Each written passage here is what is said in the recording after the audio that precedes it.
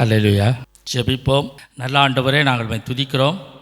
அருமையான இந்த வேலைக்காக நாங்கள் நன்றி சொல்லுகிறோம். எங்களோடு கூட பேசும் ஆண்டவரை நாங்கள் கேட்கிறோம். எங்களுக்கு ஆண்டவரை நீர் சொல்லித்தாரும் ஆண்டவரை, கற்றுத்தாரும் ஆண்டவரை நாங்கள் கற்றுக்கொள்கிறோம். வாழ்க்கையில் அவைகள் எல்லாவற்றையும் நாங்கள் பின்பற்றுவதற்கும் கர்த்தர் எங்களுக்கு உதவி செய்யும். நேசிக்கின்ற இயேசு கிறிஸ்துவின் நாமத்தில் தாழ்மையோடு ஜெபிக்கிறோம் எங்கள் நல்ல பிதாவே, ஆமென். கிறிஸ்துவுக்குள் மிக அருமையானவர்களே, லூக்கா 15ஆம் அதிகாரம் 1-10 வரைக்கும் நீங்கள் வாசித்து பாருங்கள். லூக்கா 15ஆம் அதிகாரம் 1-10 வரைக்கும் நீங்கள் வாசித்து பாருங்கள். அதில் இடையில் நான் உங்களுக்கு அதை வாசிக்கக்கூடிய பகுதியை நான் உங்களுக்கு சொல்லித்தரேன். 2001 நவம்பரில் ஆப்கானிஸ்தான் அப்படின்னு ஒரு இடம் இருக்குது இல்லையா, பாகிஸ்தானுக்கு மேலே இருக்குது ஆப்கானிஸ்தான். 3 மாதங்களாக மன உளைச்சலில் இருந்த, சிறையில் அடைக்கப்பட்டிருந்த சிறை கைதிகள் விடுவிக்கப்பட்டார்கள். அப்படி விடுவிக்கப்பட்ட பொழுது உலகமெங்கிலும் உள்ள மக்கள் அதை மகிழ்ச்சியோடு கொண்டாடினார்கள் அப்படின்னு சொல்லப்பட்டிருக்கிறது. 2001 நவம்பர் மாதம் ஆப்கானிஸ்தான் அப்படின்ற இடத்துல 3 மாதங்களாக மன உளைச்சலில் சிறையில் அடைப்பட்டிருந்த சிறை கைதிகள் அவர்கள் விடுவிக்கப்பட்டார்கள். அவர்கள் விடுவிக்கப்பட்ட பொழுது உலகமெங்கிலும் இருந்த மக்கள் அதை மகிழ்ச்சியோடு கொண்டாடினார்கள் அப்படின்னு சொல்லப்பட்டிருக்கிறது. அதுக்கு என்ன காரணம் அப்படின்னு சொன்னால், அந்த கைதிகள் கிறிஸ்துவை பிரசங்கித்ததற்காக குற்றம் சாட்டப்பட்டிருந்தார்கள். அதான் அவங்களுடைய காரணம். அந்த காரணம் பார்த்தீங்கன்னு சொன்னால், அதற்கு மரண தண்டனை கொடுக்கலாம். அந்த நாட்டில், ஆப்கானிஸ்தான் நாட்டில் மரண தண்டனை கொடுக்கலாம். அந்த அளவுக்கு அந்த நாட்டில் அந்த நேரத்தில் மிக கடுமையான குற்றமாக எண்ணப்பட்டதாம். ஏன்னா இயேசு கிறிஸ்துவை குறித்து சாட்சியாக பிரசங்கிக்கும் பொழுது அந்த சமயத்தில், அதிலும் குறிப்பாக ஆப்கானிஸ்தானத்தில் முஸ்லீம் கண்ட்ரி அது, அந்த நாட்டில் இருக்கக்கூடிய கிறிஸ்தவர்கள் அவர்களை விடுவிக்கும் பொழுது கொண்டாடினார்கள் என்று சொல்லப்பட்டிருக்கிறது. அவர்கள் இயேசு கிறிஸ்துவை குறித்து பிரசங்கித்தார்கள். அந்த சமயத்தில் மரண தண்டனை கொடுக்கக்கூடிய அளவுக்கு அந்த சட்டம் இருந்தது அந்த நாட்டில். ஆனால் அவர்கள் 3 மாதத்திற்கு பிறகு விடுவிக்கப்பட்டார்கள். உலகமெங்கிலும் இருந்த மக்கள் கொண்டாடினார்கள் என்று சொல்லப்பட்டிருக்கிறது. அவர்கள் விடுவிக்கப்பட்ட பொழுது சாலையில் நடந்து சென்ற பொதுமக்கள் அவர்களை கட்டி அணைத்து கொண்டார்களாம். அந்த சிறைச்சாலையில் இருந்தாங்கள்ல, இருந்துட்டு விடுதலை ஆனாங்களே, அந்த மக்களை கட்டி அணைத்து கொண்டார்கள். சிலர் கரங்களை தட்டி அவர்களை வாழ்த்து சொன்னாங்களாம். இந்த மாதிரி மரண தண்டனை கொடுக்கக்கூடிய அளவுக்கு இருக்கக்கூடிய சட்டங்கள் இருந்த நாட்டில் நீங்கள் இப்படி விடுதலை ஆகி வந்திருக்கிறீங்களே அப்படின்னு சொல்லி அவர்களை கட்டி அணைத்து கொண்டார்கள். கரங்களை தட்டி அவர்களுக்கு வாழ்த்து சொன்னார்களாம். அதன் பிறகு பார்த்தீங்கன்னு சொன்னால், அவங்க கொஞ்சம் பேர் என்ன பண்ணிக்கிறாங்க, பாகிஸ்தானுக்கு வந்திருக்கிறாங்க. கொஞ்சம் பேர் பாகிஸ்தானுக்கு வந்த உடனே, அந்த சிறை கைதிகள் பாகிஸ்தானுக்கு வந்த உடனே அவர்களுக்கு மகிழ்ச்சியான வரவேற்பு கொடுத்தார்களாம். கிறிஸ்தவர்கள் தான் கொடுத்துருப்பாங்கன்னு சொல்லி நான் நினைக்கிறேன். பாகிஸ்தானில் அதிகமாக முஸ்லீம்ஸ் தான் இருக்கிறாங்க, அதுலேயும் கிறிஸ்தவர்கள் வந்திருக்கிறாங்க. இன்றைக்கி சர்ச்சஸ் இருக்கிறது, ஆப்கானிஸ்தானத்துலேயும் சர்ச்சஸ் இருக்கிறது, பாகிஸ்தானில் கூட சர்ச்சஸ் இருக்கிறது. அதில் இருக்கிற கிறிஸ்தவர்கள் அவர்களை மகிழ்ச்சியுடன் வரவேற்பு கொடுத்தார்களாம் அவர்களுக்கு. 2வது பார்த்தீங்கன்னு சொன்னால், அவர்கள் டெக்சாஸுக்கு திரும்பி வந்த பொழுது, டெக்சாஸ் அப்படின்ற ஒரு இடம், அந்த இடத்துக்கு அவர்கள் திரும்பி வந்தார்களாம். அவர்கள் திரும்பி வந்தபொழுது டெனோ கேரி அப்படின்னு சொல்லக்கூடிய ஒரு சகோதரி, ஸ்டீதர் மெர்சன் அப்படின்னு சொல்லக்கூடிய ஒரு சகோதரன், 2 பேரையும் அந்த சர்ச்சில் நிற்க வச்சுட்டு என்ன பண்ணாங்களாம், ஆரவாரத்தோடு கூட கொண்டாடினார்கள் என்று சொல்லப்பட்டிருக்கிறது. ஆரவாரத்தோடு கூட கொண்டாடினார்கள் என்று சொல்லப்பட்டிருக்கிறது. அவருடைய விடுதலைக்காக ஜெபித்து கொண்டிருந்தவர்கள் அந்த ஊழியர்களோடு கூட சேர்ந்து, ஊழியர்கள் அப்படின்னு சொன்னால் போதகர்கள் தனி, ஊழியர்கள் தனி அப்படி இருந்தாங்க. இப்போ நம்ம எல்லாருக்கும் சேர்த்து ஊழியர்கள் அப்படின்னு நம்ம சொல்லிக்கிட்டு இருக்கிறோம். ஆனால் அந்த நாட்டில் இனி பார்த்தீங்கன்னு சொன்னால், இன்றைக்கு கூட ஊழியர்கள், ஊழியம் செய்கின்றவர்கள் தனி, போதகர்கள் என்பவர்கள் தனியாகத்தான் இருந்து கொண்டிருக்கிறார்கள். அந்த ஊழியம் செய்தவர்கள் என்ன பண்ணாங்கன்னா ஆர்ப்பரித்தார்கள் அப்படின்னு சொல்லப்பட்டிருக்கிறது. அதில் குறிப்பாக போதகர்கள் தங்களுடைய கைகளை உயர்த்தி, கர்த்தரே உமக்கு நன்றி அப்படின்னு சொன்னாங்களாம்.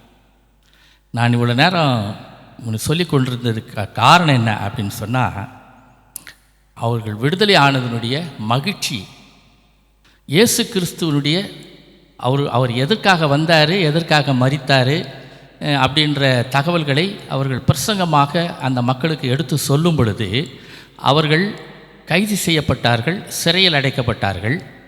அது மாத்திரமல்ல, 3 மாதங்கள் அவர்கள் சிறையில் இருந்தாங்க.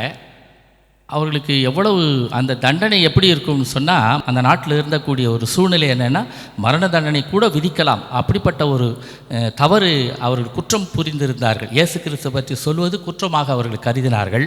அந்த சாலையில் சென்றவர்களெல்லாம் விடுதலையான பிறகு கட்டி அணைத்து கொண்டு அவருடைய மகிழ்ச்சியை வெளிப்படுத்தினார்கள். கரங்களை தட்டி அவர்களுக்கு மகிழ்ச்சிகளை அவர்கள் வெளிப்படுத்தினார்கள் அப்படின்னு சொல்லப்பட்டிருக்கிறது. பாகிஸ்தானுக்கு வந்த பொழுது அவர்களுக்கு ஒரு நல்ல ஒரு வரவேற்பு கொடுக்கப்பட்டது.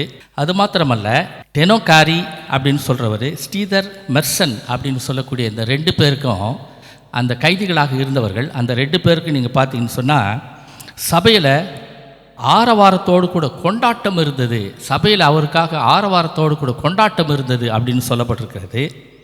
அதிலும் குறிப்பாக இவர்களுடைய விடுதலைக்காக ஜெபித்தவர்கள், நாம் ஜெபம் பண்ணிட்டு இருக்கிறோம் இல்லையா, அந்த மாதிரி விடுதலைக்காக ஜெபித்தவர்கள் அந்த சபையில் அவர்கள் வந்த பிறகு அவர்களோடு கூட சேர்ந்து அவர்கள் மகிழ்ச்சியை வெளிப்படுத்தினார்கள் அப்படின்னு சொல்லப்பட்டிருக்கிறது. அதிலும் குறிப்பாக அந்த சபையினுடைய போதகர் கரங்களை உயர்த்தி ஆண்டவரை நோக்கி என்ன சொன்னாரா, கர்த்தாவே உமக்கு நன்றி அப்படின்னு சொல்லி அவர் ஆண்டவருக்கு சத்தமிட்டு கூறினார் அப்படின்னு சொல்லப்பட்டிருக்கிறது. அவ்வளவு மகிழ்ச்சி அவர்களுடைய உள்ளத்தில். ஆனால் இந்த சிறை கைதிகள் விடுவிக்கப்பட்டதை காட்டிலும் எழுச்சி மிக்க ஒரு விடுதலையை மக்கள் அனுபவிக்க முடியும் அப்படின்னு ஆண்டவர் சொல்கிறார். வேதத்தின் மூலமாக என்ன சொல்கிறாருன்னா, இப்படிப்பட்ட எழுச்சி மிக்க இல்லை, இந்த மக்களை விடுதலை ஆனது எவ்வளோ எழுச்சி மிக்கது. அது இதை காட்டிலும் அதிகமான எழுச்சி மிக்க ஒரு காரியத்தை, விடுதலையை மக்கள் அனுபவிக்க முடியும் அப்படின்னு வேதம் சொல்லுகிறது அப்படின்னு சொல்கிறார்.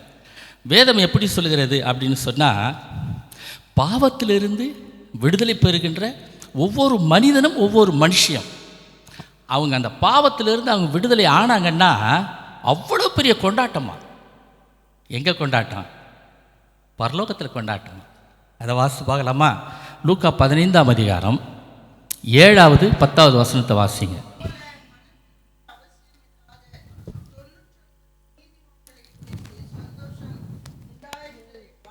பார்க்கிலும் ஒரு பாவி நிமித்தம் பரலோகத்தில் மிகுந்த சந்தோஷம் அப்படின்னு சொல்லப்பட்டிருக்கிறது. 10வது வசனம் வாசிங்க.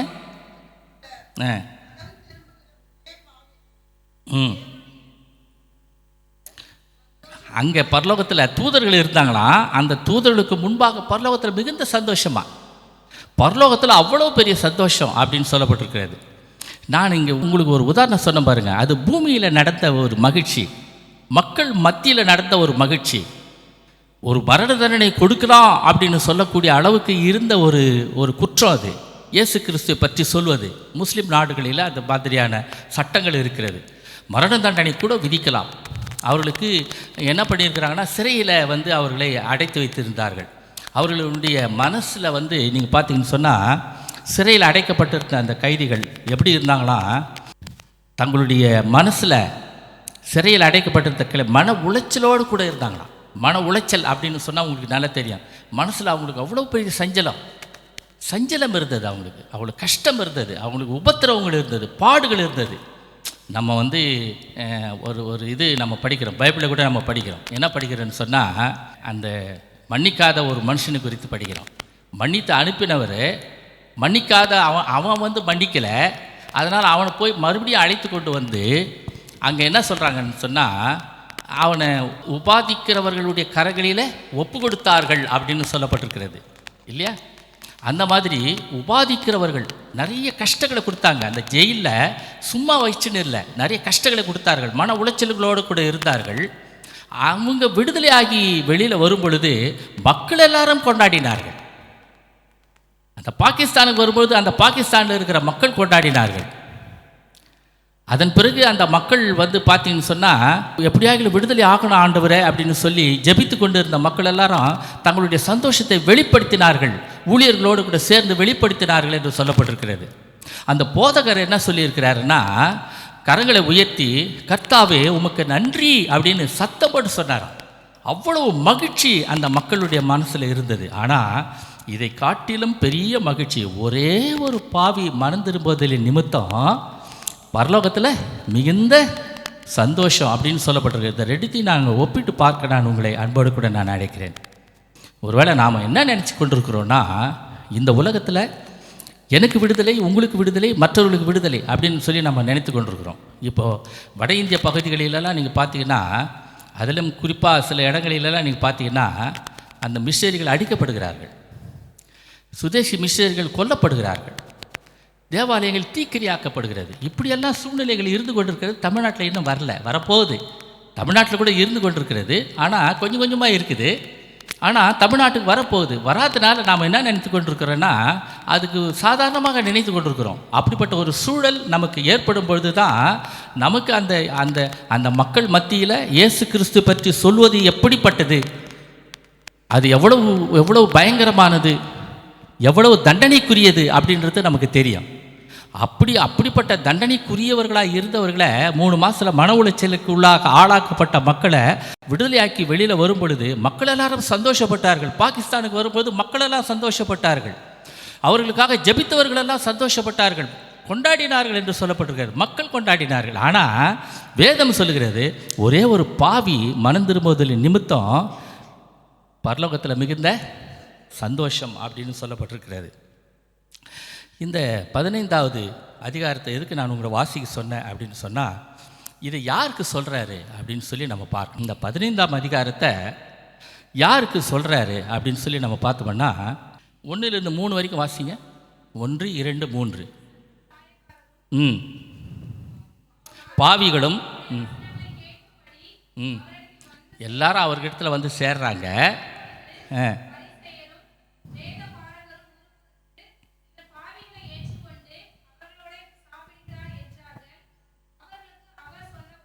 அப்போ யாருக்கு சொன்னார்? அந்த பரிசேயர்களுக்கும் வேதப்பாரர்களுக்கும் சொன்னார். அவங்களுக்கு மட்டும்தான் சொல்லியிருக்கிறார். அங்கே பார்த்தீங்கன்னு சொன்னால் 3 காரியங்கள் சொல்லியிருக்கிறார். 1, காணாமல் போன ஆடு குறித்து சொல்லியிருக்கிறார். இன்னொன்று பார்த்தீங்கன்னு சொன்னால் தொலைந்து போன வெள்ளி நாணயத்தை குறித்து சொல்லியிருக்கிறார். அதன் பிறகு காணாமல் போன ஒரு இளைய மகனை குறித்து சொல்லியிருக்கிறார். 3 காரியங்கள் அங்கே சொல்லப்பட்டிருக்கிறது. யாருக்கு சொல்கிறாரு அப்படின்னு சொன்னால், அந்த பரிசேயர்களுக்கு வேதப்பாரர்களுக்கு மட்டும்தான் சொல்கிறாரு, மக்களுக்கு சொல்லலை. மக்கள் எல்லாரும் கூடி வந்தாங்க. ஆனால் அவர் யாருக்கு சொல்கிறாரு? அவர் குறித்து குறை சொன்னவர்களுக்கு சொல்கிறாரு, பரிசேயர்களுக்கும் அந்த வேதப்பாரர்களுக்கும் சொல்கிறாரு. முதல்ல நீங்கள் பார்த்தீங்கன்னு சொன்னால் காணாமல் போன ஆடு ஊமை பற்றி சொல்கிறாரு. 2வது பார்க்கும் பொழுது 10 வெள்ளிக்காசு உடையவளாக இருந்து அதில் 1 வெள்ளிக்காசு காணாமல் போனா அப்படின்னு சொல்லியிருக்கிறார். 10ல் 1 காணாமல் போச்சுன்னா என்ன பண்ணுவா அப்படின்னு சொல்லியிருக்கிறார். 100 ஆடுகளில் 1 ஆடு காணாமல் போச்சுன்னா என்ன பண்ணுவா அப்படின்னு சொல்லியிருக்கிறாரு. 2 பையனில் 1 பையன் காணாமல் போனால் அவன் என்ன பண்ணுவான் அப்படின்னு சொல்லியிருக்கிறார். இந்த 3 காரியங்களை அவர் சொல்லும்பொழுது நீங்கள் பார்த்தீங்கன்னு சொன்னால், ஒன்றை வாசிங்க, 6வது வசனத்தை வாசிங்க. 15:6. வீட்டுக்கு வந்து சிநேகிதரையும் அயலகத்தாரையும் கூட வரவழைத்து ஆடை கண்டுபிடிச்சிட்ட பிறகு எல்லாரையும் கூட்டி என்ன பண்ணுவாங்களாம்? வாசிங்க. காணாமற் போன என் நாட்டை கண்டுபிடித்தேன், என்னோடு கூட சந்தோஷப்படுங்கள் என்பான் அல்லவா சொல்றாரு. என்னோடு கூட சந்தோஷப்படுங்கள் அப்படின்னு சொல்றாரு. அதன் பிறகு நீங்கள் அந்த 10 வெள்ளிக்காசில் 1 வெள்ளிக்காசு காணாமல் போச்சுன்னா அதை தேடி கண்டுபிடிச்ச பிறகு அவன் என்ன சொல்றாளாம் பாருங்க. 9வது வசனம் வாசி. கண்டுபிடித்த பின்பு தன் சிநேகிதிகளையும் அயல் வீட்டுக்காரிகளையும் கூட வரவழைத்து காணாமற் போன வெள்ளிக்காசை கண்டுபிடித்தேன், என்னோடு கூட சந்தோஷப்படுங்கள் என்பாள் அல்லவா. இப்போ என்ன சொல்றாருன்னா, சந்தோஷப்படுங்கள். அது முதல்ல சொல்லும் பொழுதும் அந்த அந்த 100 ஆடுகளில் 1 ஆடு காணாமல் போச்சுன்னா அந்த 1 ஆட்டை கண்டுபிடிச்சி கொண்டு வர்றாரு. கொண்டு வரும் பொழுது அவர் என்ன சொல்கிறாருன்னா, என் கூட சேர்ந்து சந்தோஷப்படுங்கள் அப்படின்னு சொல்கிறாரு. இந்த 10 வெள்ளிக்காசில் 1 வெள்ளிக்காசு காணாமல் போச்சுன்னு சொன்னால் அவள் பெருக்கி எல்லாத்தையும் தேடி கண்டுபிடிச்ச பிறகு என் கூட சந்தோஷப்படுங்கள் அப்படின்னு சொல்கிறாரு. இங்கே வாசிங்க 15வது அதிகாரத்தில் 23வது வசனத்தை வாசிங்க. ஒரு கொழுத்த கால்நடையை கொண்டு வந்து அடியுங்கள், கொழுத்த கன்றை கொண்டு வந்து அடியுங்கள், நாம் புசித்து சந்தோஷமா இருப்போம் அப்படின்னு சொல்றாரு. யார் சொல்றது? யாரு? அவங்க அப்பா சொல்றாரு. கொழுத்த கன்று அடிங்க, சந்தோஷமா இருக்கலாம்யா அப்படின்னு சொல்றாரு. சந்தோஷமாக இருக்கலாம் அப்படின்னு அவர் சொல்கிறாரு. அதன் பிறகு நீங்கள் பார்த்தீங்கன்னு சொன்னால் 24வது வசனத்தில் நீங்கள் பார்த்தீங்கன்னா அவர் சொல்கிறாரு, இவன் மரித்தான் திரும்பவும் உயிர்த்தான். அதுக்கப்புறம் காணாமல் போனான் திரும்பவும் கண்டுபிடிக்கப்பட்டான். இல்லை அவன் போனவன் அவன் என்னென்னமோ சொல்லிக்கிட்டு போகிறான். அது பிறகு வந்தான், வந்து பேரண்ட்டுக்கிட்ட அப்பா கிட்ட வரும்போது எதையோ சொன்னான், பாதி சொல்லலை, அதெல்லாம் இருக்கட்டும். இருந்தாலும் அவன் காணாமல் போனான், மரிச்சிட்டான், செத்து போனவனை திரும்பவும் கிடைச்சிட்டான், திரும்ப வந்துட்டான். காணாமல் போனான், அவன் திரும்ப வந்துட்டான். சந்தோஷப்படுங்கள், கொளுத்த கன்று அடித்து சந்தோஷப்படுங்கள் அப்படி சொல்கிறாரு. சொல்லிட்டு அப்புறம் என்ன சொல்கிறாருன்னா, அவர்கள் சந்தோஷப்பட தொடங்கினார்கள் அப்படின்னு சொல்லப்பட்டிருக்கிறது. மூத்த குமாரன் இடத்துல சொல்கிறாரு, 32வது வசனத்தை வாசிங்க. உன் சகோதரனாகிய இவனோ மரித்தான் திரும்பவும் உயிர்த்தான் காணாமற் போனான் திரும்பவும் காணப்பட்டான். ஆனபடியினாலே நாம் சந்தோஷப்பட்டு மகிழ்ச்சியா இருக்க வேண்டுமே, மகிழ்ச்சியா இருக்கணும் இல்ல என்று சொன்னார் அப்படின்னு சொன்னான். அப்படியானா இந்த சந்தோஷம் பரலோகத்தில் உண்டாகின்ற அந்த சந்தோஷத்தை குறித்து இந்த பரிசேயர்களிடத்துலையும் வேத பாரகர்களிடத்துலையும் சொல்றது என்னன்னு சொல்றாருன்னா, பரலோகத்தில் எப்படி மகிழ்ச்சிகள் உண்டாயிருக்கும் என்பதை சொல்றாரு. எப்படின்னா 100 ஆடு காணாது போச்சியா, ஒரு ஆடு தான் கிடைச்சிருக்குது. அந்த ஒரு ஆட்டுக்காக ஓடி தேடுறான். அந்த ஆடு என்ன செஞ்சிருக்கோம் அப்படின்னு சொல்லி நம்ம யோசிச்சு பார்க்குறோம். அந்த ஆடு என்ன பண்ணியிருக்கோம்? தப்பு தான் பண்ணியிருக்கோம், பாவம் தான் பண்ணியிருக்கோம். மனுஷன் பாவம் தான் பண்ணான். அந்த 2 குமாரர்களில் இளைய குமாரன் என்ன பண்ணான்? ஆஸ்தியெல்லாம் பிரித்து தனியாக எடுத்துகிட்டு போயிட்டான், தப்பு தான் பண்ணான். ஆனால் அவனுடைய தகப்பனார் அவனுக்காக காத்து கொண்டு இருந்தார், பார்த்துக்கிட்டே இருந்தார். அவன் திரும்ப வருவான்னு பார்த்துக்கிட்டே இருந்தாரான். எல்லாம் செய்கிறதெல்லாம் தப்பு. இந்த 10 வெள்ளிக்காசில் 1 வெள்ளிக்காசு காணாம தான் போயிடுச்சு. இவ தான் தொலைச்சிட்டா. இவளை தேடி கண்டுபிடிச்சி, வாங்க சந்தோஷப்படுங்க, என் கூட சேர்ந்து சந்தோஷப்படுங்க அப்படின்னு சொல்கிறார். அந்த 100 ஆடுகளில் 1 ஆடு காணாமல் போயிடுச்சு. அந்த 1 ஆடு காணாமல் போனதுன்னா அது தவறு செய்தது தான். அந்த ஆடு 100 ஆடுகளில் 1 ஆடு காணாமல் போனதுக்கு மேய்ப்பனுடைய தவறும் அதில் கூட இருக்குது. இருந்தாலும் கூட கண்டுபிடிக்கிறான், போய் தேடி கண்டுபிடிச்சி அது எங்கேயோ ஒரு இடத்துல இருக்குது. இப்போல்லாம் அந்த கேலண்டர் வரதில்லை, நான் பார்த்துருக்குறேன். அந்த கேலண்டரை ஒரு வளைவான ஒரு கோல் ஒன்று இருக்குது. அந்த கோலை வச்சுக்கிட்டு கீழே தாழ இருக்கின்ற அந்த ஆட்டை, அந்த மலையினுடைய சாரலினுடைய தாழ இருக்கிற ஆட்டை அப்படியே தூக்கிக்கிட்டு வருவார். ஒருத்தர் நான் யூடியூப்பில் எங்கேயோ பார்த்தேன்னு சொல்லி நான் நினைக்கிறேன். ஒருத்தர் என்ன சொன்னார்னா, ஐயா இயேசுநாதருடைய கையில் இருக்கிற ஆடை நான் இருக்கணும் அப்படின்னு சொல்லி நான் நினைக்கிறேன் அப்படின்னு சொன்னாங்களாம். ஏன்னா அந்த ஆடு அவ்வளோ மகிழ்ச்சியாக உட்காந்துருந்துச்சான் இயேசுநாதர் கையில். அதுக்கு அந்த ஊழியர் என்ன சொன்னாரா, அந்த ஆடா நீ இருக்கணும்னு சொல்லி முதல்ல நினைக்காத. அந்த ஆடு என்ன செய்யுதுன்னு சொன்னால், பல்வேறு இடங்களுக்கு தானாகவே சென்று அலைந்து திரிந்து காணாமல் போன ஆடு. அது காணாமல் தான் போயிடுச்சு. காணாமல் போன அந்த ஆட்டை, அது அடிபட்டுருக்குது, காலில் கட்டு போட்டுருக்குதியா, கட்டு போட்டு அதை தூக்கி இயேசுநாதர் கையில் வச்சுங்கிறாரு. ஏன் கையில் வச்சுங்கிறாருன்னா, அது திருட்டு வேலையெல்லாம் பண்ணின்னு இருக்கும், அதனால தான் அது காணாது போயிடுச்சுன்னு சொன்னாராம் அந்த ஊழியர் சொன்னாராம்.